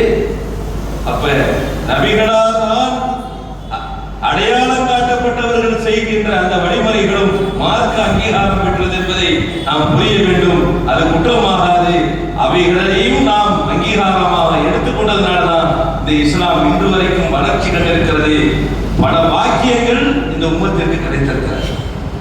அந்த அடிப்படையிலே வழிமார்களுடைய அந்த நினைவை போற்றுவது, அவர்களுடைய புனித இடத்திற்கு வந்து அங்கே துவா செய்து அவர்களை வசீலாவாக்கி துவா கேட்பது, இதெல்லாம் நபிமார்களுடைய ஒரு சுன்னத்தாக முஸ்லிம்களின் பாரம்பரிய பழக்கமாக இருக்கிறது. இந்த உம்மத்தினுடைய துன்பங்கள், துயரங்கள் நீடித்துக் கொண்டு போவதற்கு காரணம் வழிமார்களை கைவிட்டதால் தான். இந்தியாவில், குறிப்பாக தமிழ்நாட்டில் 25-30 ஆண்டுகளுக்கு முன்னாகத்தான் மிகப்பெரிய இழப்புகளை முஸ்லிம்கள் சந்தித்துக் கொண்டு வருகிறோம். மௌலிதுகள் ஓதப்படுவது நிறுத்தப்பட்டது. சலவாத்துகள் கான்செப்டே இல்லை. அன்பிற்குரியவர்களே, மன் சல்லா அலைய வஜபத்துலஹு ஸஃபாத்தி, நபிகள் நாயகம் ஸல்லல்லாஹு அலைஹி வஸல்லம் சொல்கிறார்கள், யார் என் மீது ஸலவாத்து சொல்கிறாரோ அவருக்கு என்னுடைய ஷஃபாத் உறுதியாகிவிட்டது என்று சொல்கிறார்கள். ஷஃபாத்துங்கிறதே அப்ப துஆவை பிதஅத், கூட்டு துஆ பிதஅத்னா, இந்த பிதஅத்துக்கும் சுன்னத்துக்கும் ஒரு விளக்கம் சொல்றதா இல்லையா? அப்ப யார் எல்லாருடைய விளக்கத்தையும் நம்ம எடுத்துட்டு போக கூடாது. இப்னுல் ஹஜர் அஸ்கலானி ரஹ்மத்துல்லாஹி அலைஹி அவங்க மிகப்பெரிய ஹதீஸ் கரை வல்லுனர். அல் இஸாபா ஃபீ தமீஸி ஸஹாபா, நபிமார்களுடைய தரம் பற்றி பேசுகின்ற அஸ்மாவுல் ரிஜால், நபிமார்களுடைய தரம் குறித்து பேசுகிற நூலை தொகுத்தவர். அவர்கள் பிதஅத்துக்கு விளக்கம் சொல்கின்ற போது மா அஹதஸ வலம் யகுல்லஹு அஸலுன் ஷரஈயுன், ஷரியத்துடைய அடிப்படை இல்லாமல் எது புதிதாக தோன்றுகிறதோ அது பிதஅத்துங்கிறார். காலத்தை வரையறை செய்யறவங்க ரசூலுல்லாஹ்வுடைய காலத்துல இருந்தது இல்லாதது பிதஅத் அப்படி சொல்லல.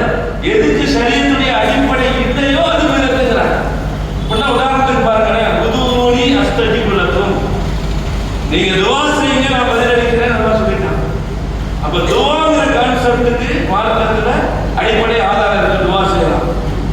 தனியா துவா செய்யறதுக்கு தனியா ஹதீஸ்ல ஆதாரம் வருது. சேர்ந்து கூட்டா துவா செய்யறதுக்கு ஹதீஸ்ல தனித்தனி ஆதாரங்கள் இருக்கு. இப்ப இந்த புது அமைப்பு என்ன, தொழுகைக்கு பின்னால எல்லாரும் சேர்ந்து செய்யறோம்ல, இந்த கான்செப்டுக்கு வெளிப்படையான ஆதாரம் இல்லை. இதை விதத்துன்னு சொல்லியிருந்தாலும் சொல்லக்கூடாது. ஏன்னா துவாங்கிறது மார்க்கத்திலே இல்லாத ஒரு புதிய கண்டுபிடிப்பாக இருந்தால் விதத்தா இருக்கலாம். துவாங்கிறது குர்ஆனிலே வலியுறுத்தப்பட்டது, ஹதீஸிலே சொல்லப்பட்டிருக்கக்கூடியது. இதுவும் நம்முடைய புதிய கண்டுபிடிப்புகள் அல்ல. எனவே இதற்கு ஷரியத்தினுடைய அடிப்படை இருக்கிறதோ அது விதத்தாக ஆகாது. எனவே துவா ஓதனாங்கிறதும் தப்பு இல்லைங்கிறது நிர்மூலமாயிருச்சு. தனியா ஓதனாங்கிறதும் தப்பு இல்லைங்கிறது நிர்மூலமாயிருச்சு. சேர்ந்து ஓதனா அதுக்கு ஆதாரம் இருக்கு. தொழுகைக்கு பிறகு கேட்கப்படக்கூடிய துவா அல்லாஹ்விடத்தில் ஏற்றுக்கொள்ளப்படுகிறது ஹதீஸ் இருக்கு. தனித்தனியா ஹதீஸ்ல வரத பூரா தொகுத்து எப்ப துவா கபூல் ஆகுமோ அந்த நேரத்துல ஓதுறதுனா கூட்டு துவா. இதை விதத்துன்னு சொல்றோம். அன்பிற்குரியவரை இது விதத்தாக ஆகாது. அப்ப விதத்திற்கு இப்னு தைமியா கொடுக்கின்ற விளக்கத்தை எடுத்து அவர்கள் குழப்புகின்ற அந்த குழப்பத்தினால் இன்று உம்மத்து கூட்டு துவாவை கைவிட்டது. துவா கேட்க வேண்டும் என்ற கான்செப்டே தெரியும். கொஞ்சம் சலவாத் ஓதுவாங்க, கொஞ்சம் இஸ்திக்பார் செய்வாங்க, கொஞ்சம் திக்ர் செய்யறதா படல. ஏன்னா திக்ருன்னு ஒரு தனி கான்செப்ட் ஒன்று இருக்குது, தஸ்பீஹ்னு ஒன்று இருக்குது, இஸ்திக்பார்னு ஒன்று இருக்குது, துவான்னு ஒன்று இருக்குது, சலவாத்னு ஒன்று இருக்கு. இதை கொண்டுதான் வாழ்க்கையினுடைய வெற்றியே இருக்குது. இதை சன்னமா கொஞ்சம் கொஞ்சமாவது இருக்குது காமிச்சு கொடுக்கணுங்கிறதுக்காக தொழுகைக்கு பின்னாடி இருக்குது கொஞ்சம் ஏன்னா நம்ம ஒரு 4 மணி நேரம் ஓதிக்கிட்டு இருக்கோம். ஏதோ ஒரு தொழுகைக்கு பின்னாடி 5 நிமிஷம் 10 நிமிஷம் ஓதுறோம். இதை சேர்ந்து ஒழிச்சு கட்டிட்டாங்க. இப்ப இந்த துவானா என்னன்னு கேட்கிறான், சலவாத்துனா என்னன்னு கேட்கிறான், தஸ்பீஹ்னா என்னன்னு கேட்கிறான். அன்பிற்குரியவர்களே, இப்படிப்பட்ட ஒரு நிலைமைக்கு இந்த உம்மத்தை கொண்டு வந்து சேர்த்து விட்டார்கள். வழிமார்கள் யார், உண்மையான புத்திசாலிகள் யார் என்பதை நபிகள் நாயகம் ஸல்லல்லாஹு அலைஹி வஸல்லம் சொல்லி காட்டுகிற போது அல் கையிசு மன் தான நஃப்ஸஹு வ அமில லிமா பாதஹு. புத்திசாலி யார் தெரியுமா? யார் தன்னுடைய நஃப்ஸை அடக்கி தன் மௌத்துக்கு பிறகு உண்டான வாழ்க்கைக்காக வேண்டி யார் அமல் செய்கிறாரோ அவர்தான் புத்திசாலி என்று நபிகள் நாயகம் ஸல்லல்லாஹு அலைஹி வஸல்லம் சொன்னார். குர்ஆன் ஷரீஃப்ல வருது, வழிமார்கள் மௌத்தாயிட்டாங்க நினைக்கணும். நபிமார்களும் மௌத்தாகிறது இல்லை, வழிமார்களும் மௌத்தாகிறது இல்லை. நபிகள் நாயகம் ஸல்லல்லாஹு அலைஹி வஸல்லம் சொல்றாங்க, என் மீது சொல்லப்படக்கூடிய சலவாத்துகள் எல்லாம் எனக்கு கொண்டு வந்து சமர்ப்பிக்கப்படுகிறது. ரசூலுல்லாஹி ஸல்லல்லாஹு அலைஹி வஸல்லம் ஒரு சஹாபி கேட்கிறாரு, யார் சொன்னா நீங்க மௌத்தாயிட்டாருமா உங்களுக்கு சலவாத்து கொண்டு வந்து சமர்ப்பிக்கப்படும் அப்படின்னு சொல்லி கேட்டப்ப பெருமானார் ஸல்லல்லாஹு அலைஹி வஸல்லம் நீண்ட விளக்கம் கொடுக்குறாங்க. இன்னல்லாஹ் ஹர்ரம அஜ்சாதல் அன்பியாயி அலல் அர்தி. நபிமார்களுடைய உடலை உண்பதை பூமிக்கு அல்லாஹ் ஹராமாக்கி விட்டான். கபிலே நபி ஹய்யும் உயிரோடு இருக்கிறார். யூசுஃபு அல்லாஹ்வுடைய புறத்திலிருந்து அவருக்கு ரிஸ்க் வழங்கப்படுகிறது என்று சொன்னார்கள். வழிமார்களும் அந்த தன்மையுடையவர்களாக இருக்கிறார்கள் என்பதை குர்ஆனுடைய ஆயத்தில் வந்து சுட்டி காட்டுகிறது. அதுதான் குர்ஆன் அல்லாஹ் அமீர சாலிஹன் பின் நகரின் உன்சா, ஆண்களிலிருந்தும் பெண்களிலிருந்தும் யார் சாலிஹான அமல்கள் செய்கிறார்களோ அவர்களோ ஈமான் கொண்ட நிலையிலே சாலிஹான அமல்கள் செய்கிறார்களோ அவர்களை மிக மன மகிழ்ச்சியான வாழ்க்கையாக நாம் வாழ வைப்போம். நம்ம மௌத்தாகிறதே இல்லை. இந்த ஆயத்துடைய விளக்கம் என்ன? இந்த உலகத்துல வாழும் போதும் ஹயாத்தே தெரியுமா, மௌத்தானதுக்கு பிறகு மௌத்தாகிறது இல்லை. அல்லாஹ் ஒரு வேறொரு விதமான வாழ்க்கையை அவர்களை வாழ வைக்கிறார். பல ருஹி என்னவோ ஹயாத்தே தெரியுமா, மிக இன்பமயமான மகிழ்ச்சிகரமான வாழ்க்கையாக நாம் அவர்களை வாழ வைப்போம். பல நஜிசி என்னவும் அஜரவும் அஹ்சனி மா கானு யமலூன். அவர்கள் செய்த அமல்களை விட சிறந்த கூலிகளை அவர்களுக்கு கொடுப்போம் என்று அல்லாஹ் சொல்கிறார். அன்பிற்குரியவர்களே, சங்கைக்குரிய மஹ்மூத் அப்பா, அப்துல் மஹ்மூத் அப்பா அலிம் ஷா வலியுல்லா அவர்களுடைய அந்த வருடாந்திர பாத்திரியா தினத்திலே இருக்கிறோம். அவருடைய வாழ்க்கை முழுமையாக வரலாறு பாதுகாக்கப்படவில்லை. பொதுவாக வரலாறு தெரியாத சமூகம் வரலாறு படைக்க முடியாது. அதனால வரலாறு பாதுகாக்கப்பட வேண்டும். அல்லாஹ் தஆலா அப்துல் ரஹீம் சாஹிப் அவர்களை தொண்டியிலே பிறக்க செய்தார். தொண்டியிலே நல்லவங்களும் பிறந்திருக்காங்க. அன்பிற்குரியவர்களே, தொண்டியிலே பிறக்க செய்தார். அவர்களால் தொகுக்கப்பட்ட கலை களஞ்சியத்திலே அப்பாவுடைய வாழ்க்கை ஓரளவுக்கு தொகுக்கப்பட்டிருக்கிறது. அழகுபட அவர்கள் சொல்கிறார்கள், அவர்கள் பெய்ரூத்திலே, அதாவது லெபனான் நாட்டில் இருக்கக்கூடிய பெய்ரூத்திலிருந்து இஸ்லாமிய பிரச்சாரம் செய்து கொண்டு பல ஊர்களுக்கும் சென்றுவிட்டு இறுதியாக கூட்டாளர்களுக்கு வர்றாங்க. அவங்க வரும்போதே இந்த கூட்டாளர்களுக்கு மிக செழிப்புற்று விளங்குகிறது. மார்க்கத்தில் இந்த ஊர் சிறந்து விளங்குது. பார்த்தவங்க சந்தோஷப்பட்டு இங்கே தங்கிடுறாங்க. பெரிய பள்ளியில் தங்கியிருக்காங்க. பெருநகர பெரிய கடைவீதி தெருவில் இருக்கக்கூடிய ஒரு இடத்துல வீடை வாங்கி குடியிருக்காங்க. வெத்தலை கொடிக்கால் வைத்து அவர்கள் தொழில் செஞ்சு பிழைக்கிறாங்க. அவங்க எங்க போய் அழைப்பு சாப்பிட்டா வாங்குறாங்க அப்படின்னு சொன்னா அவங்களுடைய காலம் ரொம்ப முந்தியது.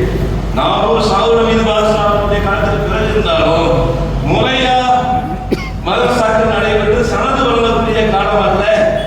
குணக்கல்வி வீட்டுல ஒரு உஸ்தாதத்தை உட்கார்ந்து ஓதுற மாதிரி ஓதி அலிம்சா வளர்ந்தவங்க. அதனால அலிம்சா அப்பான்னு சொல்லிதான் மக்கள் அவர்களை அழைப்பார்கள். அன்பிற்குரியவர்களே, அவர்கள் ஆலிம் அப்பாவாக அலிம்சா அப்பாவாக இருக்கிறார். அன்றைய சமூகத்தினாலே அப்படித்தான் அவங்க அழைக்கப்பட்டாங்க. அசல் பேர்னாலும் அழைக்கப்படல. அப்ப எந்த அளவுக்கு மார்க்க நடந்தவங்களா இருக்கணும். உங்க தகப்பனாலும் மிகப்பெரிய அலிம்சா, மிகப்பெரிய வழிதான் சொல்லப்படுது. அந்த குடும்பமே ஈரோட்டில் இருந்து வந்து வாழ்வதற்கு தேர்ந்தெடுத்து ஒரு ஊர்னா எவ்வளவு ஒரு இஸ்லாமிய செல்வி மிக்க ஊராக ஊர் இருக்கணும். இன்னைக்கு நீங்க அதை காப்பாத்துறீங்கல்ல, இறைநேசர்னு சொன்ன உடனே இவ்வளவு பேர் புரியுங்களா இல்லையா? அல்ஹம்துலில்லாஹ். அந்த இந்த பண்பு தான் அவங்களை கவர்ந்திருக்கு. இறைநேசர்களே கவர்ந்தவர்கள் நீங்கள். எனவேதான் அவர்கள் உங்களை விட்டு போகாமல் உங்களுடைய இருக்கிறார்கள். இறை பொதுவாக வழிபாடுகளுக்கு ஒரு மதிப்பு இருக்கு. உலமாக்களுடைய மரியாதை அதிலேயும் சாதாரண வழியுள்ளாரா அனிஷா வழியுள்ளா உலமா உம்மத்தி கம்பியாய் வழி சொன்னாங்க. இதன் சமூகத்திலே பிறந்த ஆளுங்கள் பனு இஸ்ரவேலர்கள் இருக்கக்கூடிய நபிமார்களை போன்று என்று சொன்னார்.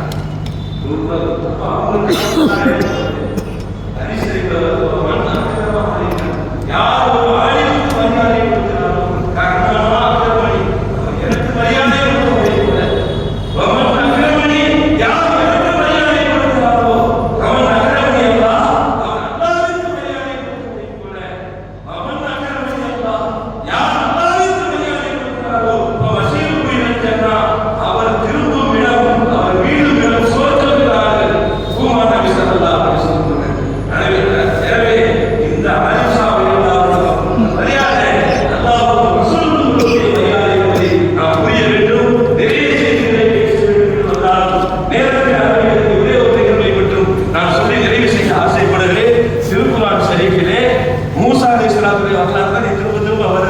அன்பிற்குரியவர்களே, அவங்களுக்கு எதிராக 60,000 சூரியக்காரர்கள் ஒரு மைதானத்தில் ஒன்று திரண்டுறாங்க. கொஞ்ச நேரத்துக்கு முன்னாடி எப்படியாவது மூசா அலைஹிஸ்ஸலாத்தை வீழ்த்த வேண்டும் என்று துடித்துக் கொண்டிருக்கிறார்கள். வீழ்த்தியதற்கு பிறகு மன்னன் பிரபலினால் வழங்கப்படக்கூடிய பரிசுகளை பெற வேண்டும் என்று ஆவலோடு ஆர்வத்தோடு கூடியிருந்தவர்கள் மைதானத்துக்குள் அதற்கு மூசா அலைஹிஸ்ஸலாம் வந்து பார்த்ததுமே அவங்களுடைய அந்த தோற்றம் நபிமார்களுக்கு ஒரு கண்ணியம் இருக்குல்ல, நல்லா ஒரு அழகாக கொடுத்துருப்பானா இல்லையா? அன்பிற்குரியவர்களே, அந்த ஜோதியான முகமும் அந்த அழகான கம்பீரமான உடம்பு பார்த்ததும் அவங்கள அறியாமலேயே ஒரு மரியாதை வந்துருச்சாங்க.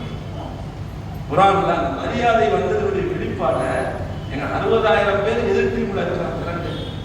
ஒரு சின்ன கிரிக்கெட் மைதானத்தில் பாகிஸ்தான்காரே யாராவது இங்கே தான் நடக்குது. நம்ம பெரும்பான்மையா இருக்கணும்னு சொல்லி போட்டு வேற மாதிரி எல்லாம் கோஷங்களை விடுறாங்களா இல்லையா? அன்பிற்குரியவர்கள் 60,000 பேருக்கு வந்தா ஒரு திமிரு வந்துடும். திமிரா பேசியிருக்கணும். அவங்க அப்படி பேசல. மூசா அலைஹிஸ்ஸலாத்துல வந்து கேட்கிறாங்க, மூசா அலைஹிஸ்ஸலாமோட நீங்க குச்சியை போடுறீங்களா முதல்ல இல்ல நாங்க போடுறோம்? 60,000 பேர் உள்ள கூட்டத்துல அவங்க வந்து போடுற குச்சியை நாங்க பாத்துக்கிறோம் அப்படின்னு சொல்லணும்.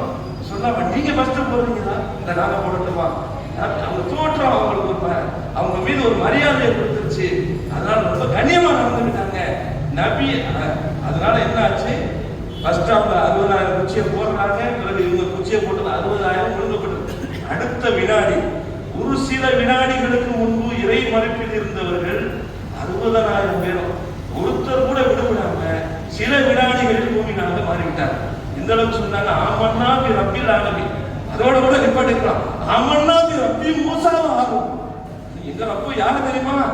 மூசா அலைஹிஸ்ஸலாத்துடைய ரப்ப நாங்க ஈமான் கொண்டோம், ஹாரூன் அலைஹிஸ்ஸலாத்துடைய ரப்ப ஈமான் கொண்டோம்ங்கிற அளவுக்கு ஸ்ட்ராங்கா போயிட்டாங்களே. காரணம் என்ன அப்படின்னு தஃசீர்கள்ல எழுதும் போது அந்த நபியின் மீது நபிக்கு கொடுத்த மரியாதை அல்லாஹ் கொடுத்துருச்சு. எனவே அவங்கள குஃப்ர்ல இருந்து ஈமானுக்கு அல்லாஹ் கொண்டு வந்துட்டான். யார் நபியை மதிக்கிறார்களோ, நபிமார்களுடைய வாரிசுகளை மதிக்கிறார்களோ அவருடைய ஈமான் பாதுகாக்கப்படும் என்பதற்கு இந்த நிகழ்வு சான்றாக இருக்கிறது. எனவே நபிமார்களின் வாரிசுகளாக இருக்கக்கூடிய ஆலிம் அப்பாவுக்காக வேண்டி நாம் அவர்களுக்கு வர்றாந்திர பாத்தியா ஓதி அவர்களுக்கு மரியாதை கொடுத்திருக்கிறோம் அல்லவா, அவர்களை கண்ணியப்படுத்தியிருக்கிறோம் அல்லவா. இந்த நிகழ்வு நம்முடைய ஈமானை பாதுகாக்கும் என்பதிலே சந்தேகமில்லை. அல்லாஹ் ரப்பல் ஆலமீன் வாழும் காலம் எல்லாம் வழிமார்களை மதித்து வல்லோரின் அருளை பெற்ற நல்லோர்கள் கூட்டத்தில் நாம் அனைவரையும் உட்படுத்துவானாக என்று இந்த நல்ல தருணத்திலே பிரார்த்தித்து இந்த நல்ல வாய்ப்பிற்கு நன்றி கூறி விடைபெறுகிறேன். வாஹிர் தாவானா அனில் ஹம்துலில்லாஹி ரப்பில் ஆலமீன்.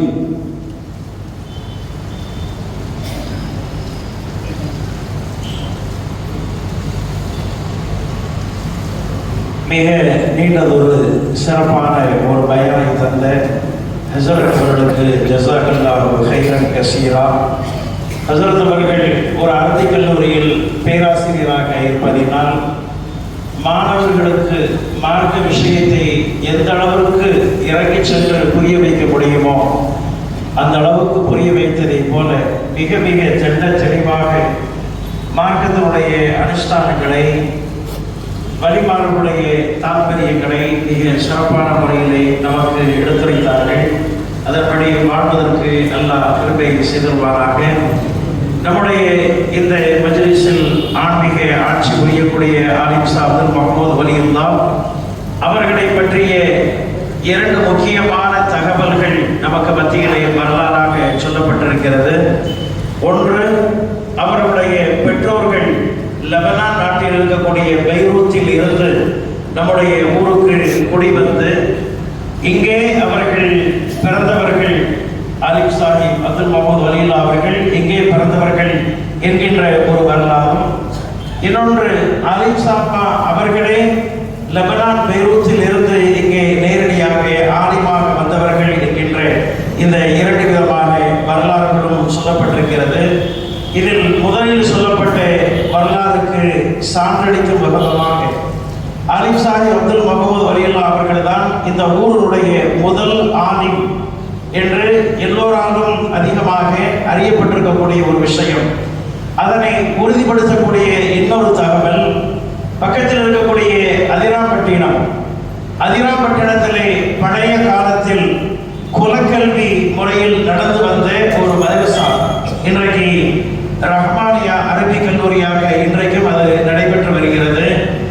அந்த ரஹ்மானியா அரபிக் கல்லூரியில் அங்கே இருந்த ஒரு நிர்வாகி இலியாஸ் ஹஜ்ரத் அவர்கள், முதுபெரிய ஒரு 80 வயதை உடையவர்கள், ஒரு 12 வருடங்களுக்கு முன்பதாக நம்முடைய ஊருக்கு வந்த பொழுது அவர்கள் இங்கே ஜும்மாவிலே பயான் உரை நிகழ்த்தினார்கள். அப்போது சொன்ன ஒரு தகவல், ஆலிம் அப்துல் முஹம்மது வலியுல்லாஹ் அவர்கள் எங்கள் ஊரில் இருக்கக்கூடிய, நான் நிர்வாகியாக இருக்கக்கூடிய ரஹ்மானியா மதரசாவில் குலக்கல்வி முறையில் நடந்த அந்த பாடத்திட்டத்தின் அடிப்படையில் ஊத்தானூரில் இருந்து அங்கே அவர்கள் ஓத வந்தவர்கள் என்ற ஒரு வரலாற்று துணுக்கு இருக்கிறது என்று அவர்கள் சொன்னார்கள். அந்த அடிப்படையில் அங்கே ஓதி இந்த ஊரினுடைய முதல் ஆலிமாக அவர்கள் திகழ்ந்ததினால் இன்றைக்கும் அவர்களுடைய பெயரை தாண்டி ஆலிம் சாஹிப் அப்பா என்கின்ற இந்த பெயரை நினைத்து நிற்பதை நாம் பார்க்கின்றோம். இரண்டு வரலாறுகளில் எதுவும் இரண்டுமே அதனை உண்மைப்படுத்தக்கூடிய அந்த தகவலாக இருக்கிறது. ஒரே ஒரு விஷயத்தை சொல்லி நான் முடிக்கின்றேன். அன்புக்குரிய சகோதரர்களே, நம்முடைய நாட்டிலே முகலாய மன்னர்கள் கிட்டத்தட்ட 800 ஆண்டுகளுக்கு மேலாக அவர்கள் ஆட்சி புரிந்தார்கள்.